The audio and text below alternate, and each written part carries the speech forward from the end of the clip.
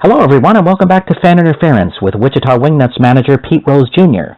Fan Interference is a weekly program that gives you, the fans, the opportunity to ask the Wichita skipper questions about the Wingnuts, baseball or sports in general, or just seek Pete's wisdom about life events that are going on out there. In this week's episode, Pete talks to us about the improved play of his team. He shares with us some baseball insights, and Pete pulls out the couch to help a couple of people who are battling with some personal issues. So let's get right to Fan Interference. So let us welcome back manager Pete Rose. Pete, tell us about your team updates you have for us.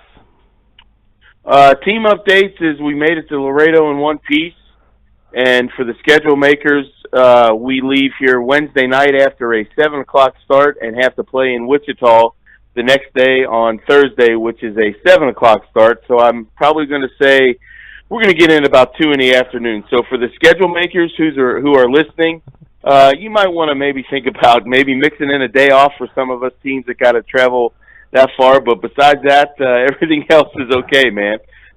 I think we actually have a question that somebody had about the schedule here on the show we'll come to. But before we head into those fan questions, I just wanted to mention John Link won his 5th game for you last night, set a franchise record for the most wins by a starting pitcher. Tell us a little bit about your experience with him so far this season. Just a typical veteran pitcher. He goes out, he gets his work in every 5th day.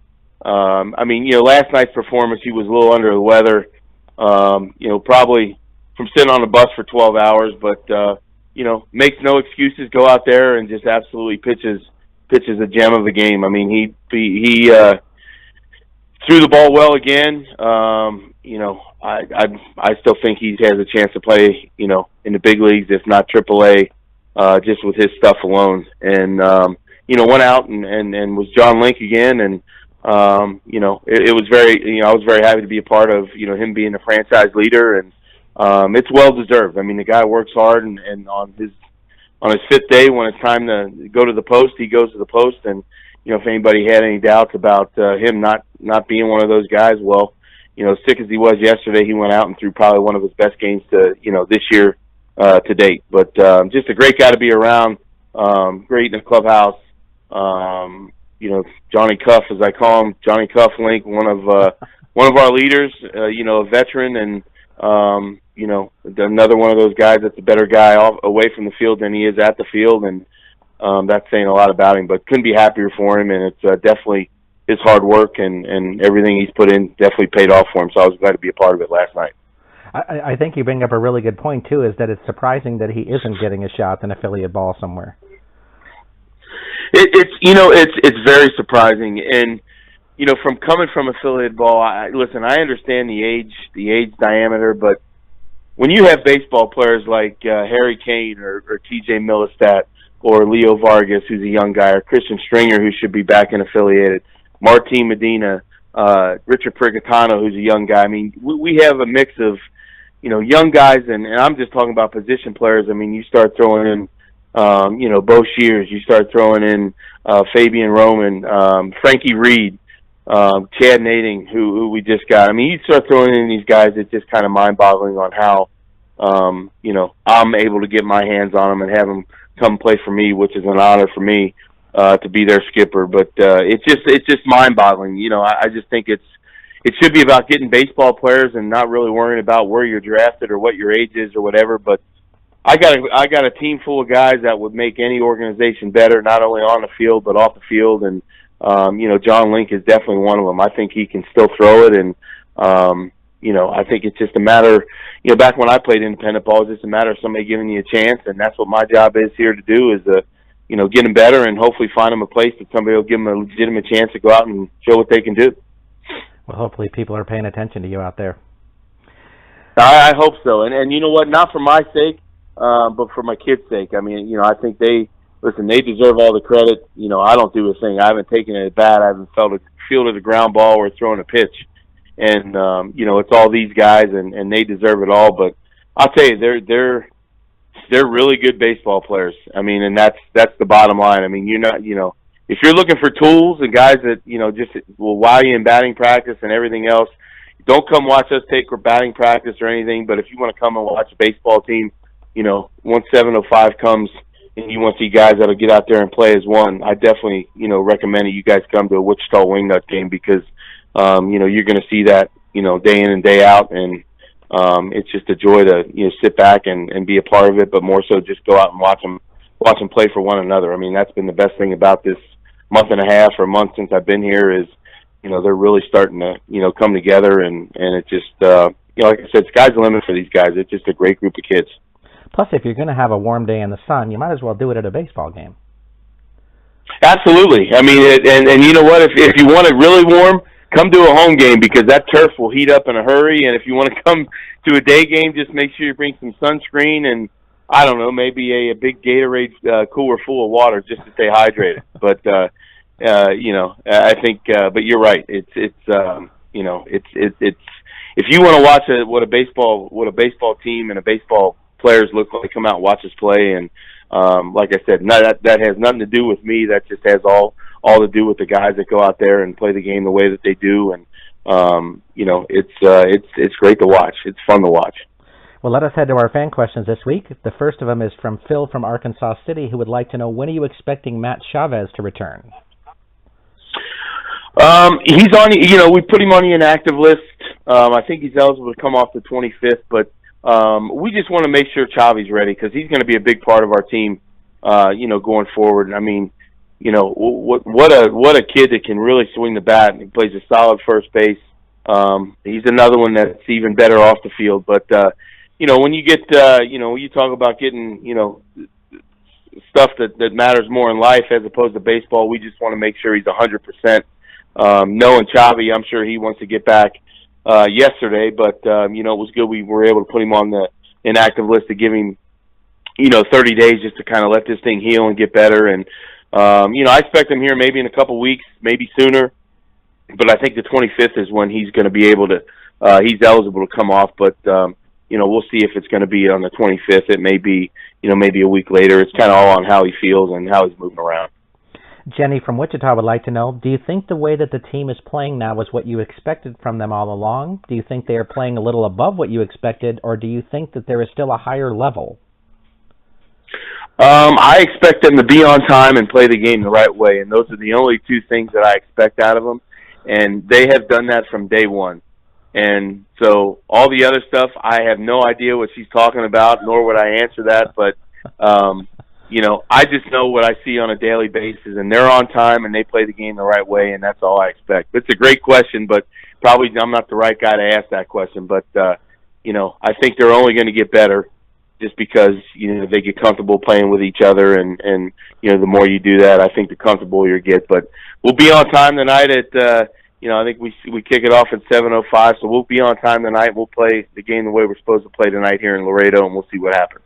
Heading to our scheduling question, Lance from Andover would like to know, I don't understand why you're in Texas playing Texas 2 weeks ago and didn't play Laredo then. Don't you think the schedule is crazy? Well, there's the question I think we've all been waiting for.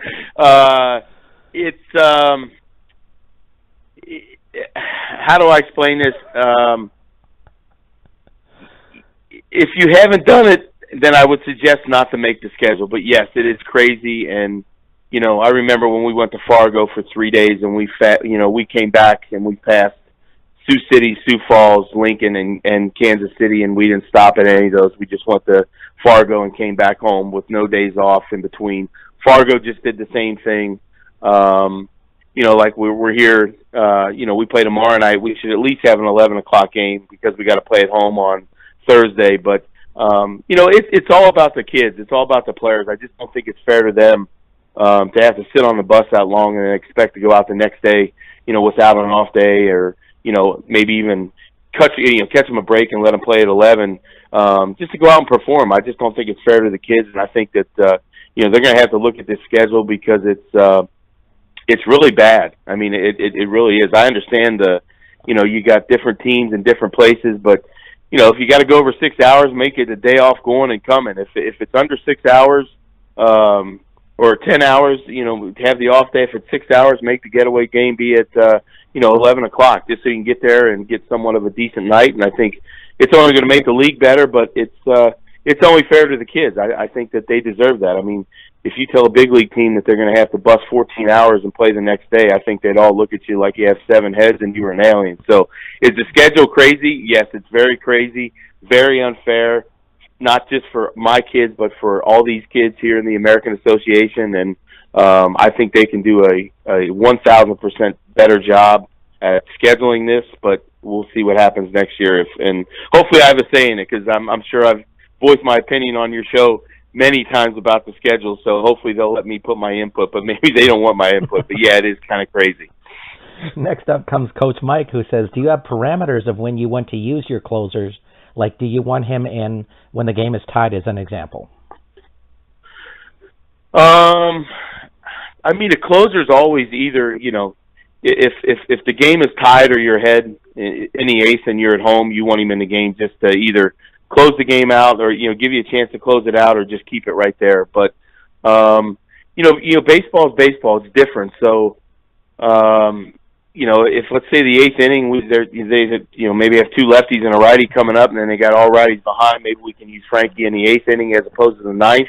I think they're all versatile down there, but usually you want to use them either when you're trying to win a game or you want to keep the game, maybe headed to extra innings or something like that. Maybe keep it at 1 all or whatever it is. But we just try to keep them fresh and not try to overuse them. And but with any time you have a chance to get a win, like last night, we brought Frankie in. We were up by 4. And, he got it done, and we went off from there. But I think it's usually late in the game, either up or to try to keep the game even. The one thing I'm gathering from you out of your answer is there seems to be some managers that they have a really set definition of, here's the exact criteria of when my closer would enter a game. But for you, it sounds like you're looking to play by the situation more than anything else. Well, I think you have to, because the way I was taught to play baseball is just watch the game, and the game will tell you what to do. I mean, I think if you're up by 6 runs and you're in the ninth inning, I think it's kind of pointless to bring your closer in when you can give him a day, as opposed to if you got a chance to put a stop in the eighth inning because let's say it's a better matchup or something, then you bring him in, and then you got your setup guy that maybe can come in the ninth. But I think that's how I was taught. I wasn't taught that there's one particular way to play the game. Plus, you got people are involved in it, so you're going to have to understand what how your people are, and how your bullpen is. And I understand that our bullpen is so interchangeable that Frankie Reed will throw in the first, he'll throw in the fifth, he'll throw in the ninth. It's really not a big deal to him, and Nading the same way, and Harvey and Roman, and on down the line. So you have to watch the game, because the game's going to tell you what to do. It's going to tell you where to run, tell you where to throw, tell you if you got to hit behind the runner, if you got to do whatever, but you just got to pay attention. But that's how I was taught. There's really no set way with me, and I'm sure if you ask my players, I don't really have a set schedule on anything. We just kind of show up and just go play ball. Next up comes from Bruce from Wichita, who would like to know, are you finding that your bullpen is pretty much set now, or do you see yourself still making some tweaks? Listen, I love what we have right now. It's a great group of guys, great group of kids down there. Harvey's on the DL, and he's going to have to come off soon. So I'm sure something's going to have to happen there, just because Harv's a big part of our bullpen. But if you're telling me that we're good from here on out, I'm good. I love what I see. But like we just talked about, guys being signed and everything else, I think that baseball is baseball, and something will happen, and hopefully somebody gets signed or something. But as of right now, I love what I see down there with our guys, and I couldn't be happier with the job that Luke's done with our pitchers, and especially how the bullpen has just started to kind of come into their own. So I'm pretty happy. I'm really happy with them. But we got a horse sitting in on the DL that's getting ready to come off, and we're going to have to find a spot. However we're going to do that, I don't know yet. But once we add Harv back to the bullpen, it's going to be a really fun bullpen to watch. Terry from Wichita would like to know from you, Alex Boshers seems to have really established himself as a starting pitcher for you. You have to like how he has looked for you so far since you put him in the rotation. Absolutely. I mean, Bosh is, he's another guy, like he's out of the Frankie Reed mold, to where it doesn't matter if he starts or not. He just wants the ball and wants to go out and pitch. But yes, she's exactly right, 1,000%. He has grabbed it by the horns and ran with it. I mean, he's just stepped right in, and if you look at him and you watch him, the way he works in between his starts and when he goes out and starts, he's actually throwing tonight. He looks like a starter, and to think that he was in the bullpen, I think, last year and then this year for us, and then just stepped right in when Cap went down.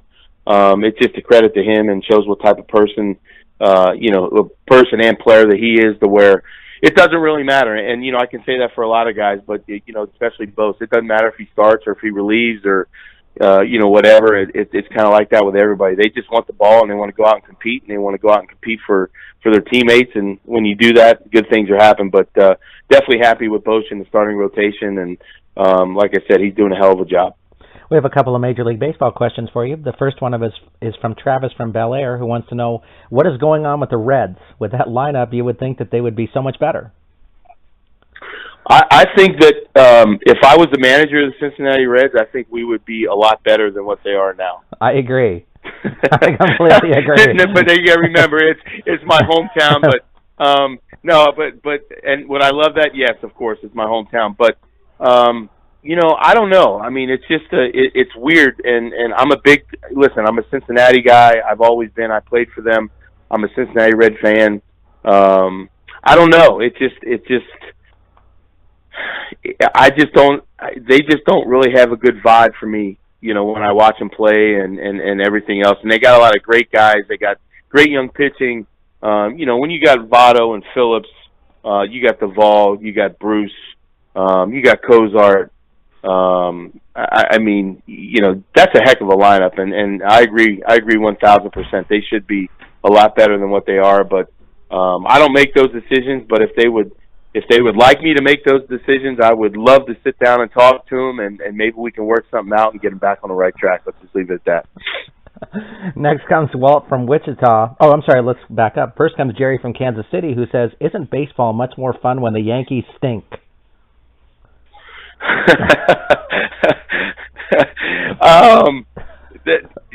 You know what? I enjoy. Listen, I would have given anything to play for the Yankees. I mean, that's just, when you grow up and you watch these guys and you watch how they travel, it's kind of like the Red Sox, but the Yankees are the Yankees. I mean, who wouldn't want to play for a team that Babe Ruth and Lou Gehrig and Joe DiMaggio and Mickey Mantle, Derek Jeter played for? I mean, the pinstripe uniform is probably the best, and they're the only team that doesn't put names on the back of their uniforms. Old Yankee Stadium was probably one of the greatest places I've ever been in my life. The new one's just as nice, but don't have the memories.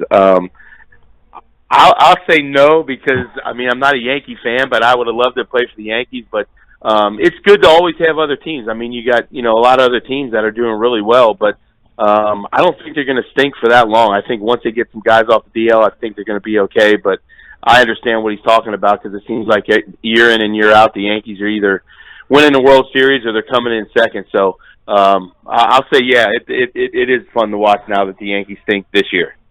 A couple of baseball drill kind of questions for you. First is Walt from Wichita, who would like to know, are you a fan of the headfirst slide? Well, the guy that invented it is really close to me, and I used to do it all the time. And just to give you a little quick story, as I remember, we were in the hospital for something, and me and my dad and my sister, we started playing a little wiffle ball game, and I head first slid into a chair and had to get stitches in there in the hospital when I was in there in the waiting room. So I'm a big fan of it. It just I was taught that you learn that when you slide, you land on your forearms and not your stomach.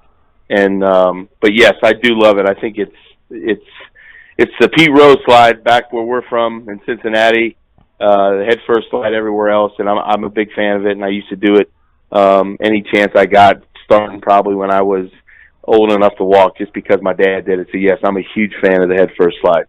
Okay, I hope I'm not in the home though. I don't like it in the home, because if you do it in the home, I think that, you got a chance to really get injured with the catchers kind of coming down on you and everything. But anywhere else, and first base maybe not, but second and third for sure. And Harry Kane does a great one, by the way.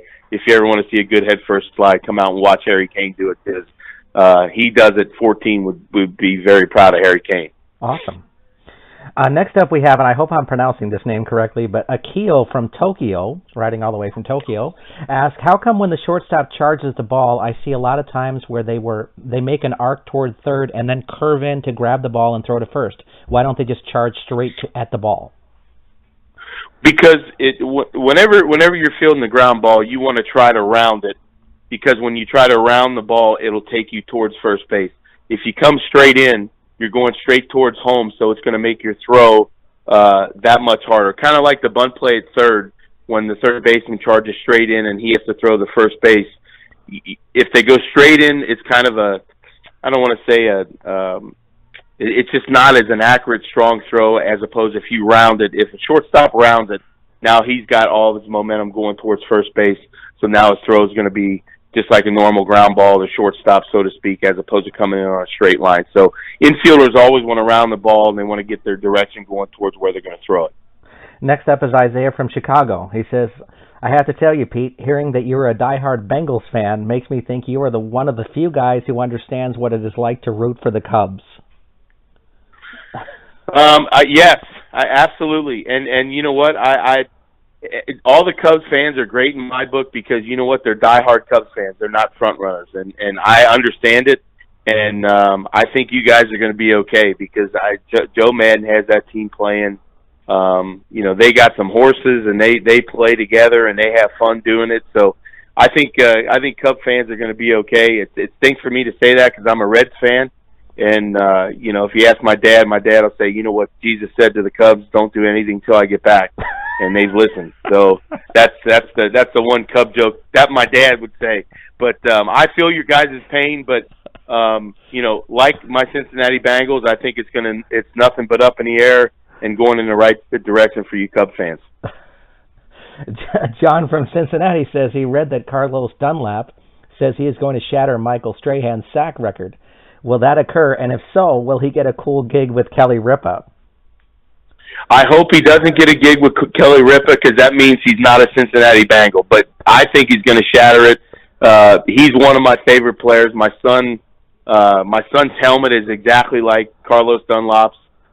They wear the Riddell Speed Flex. He's got the same face mask, wears the same shield, and he's one of our favorites. And listen, I hope they shatter every record possible, and that means when they do that it's who day, it's all day, and he's going to lead us to the promised land. But maybe when he's retired, he can have any gig he wants. But as of now, I just want him to stay in the jungle and just lock in on Sundays.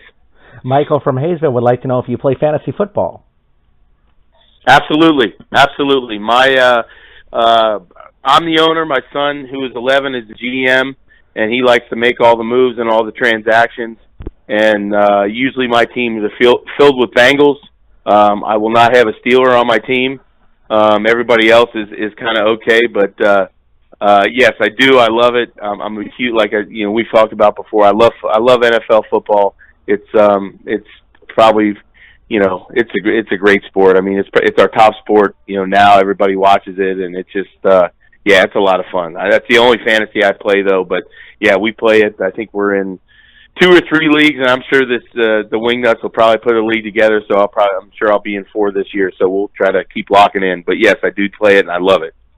Oliver from Wichita says that Tuesday, which is today, is National Selfie Day. If you had your wish, who would be the ultimate person to take a selfie with?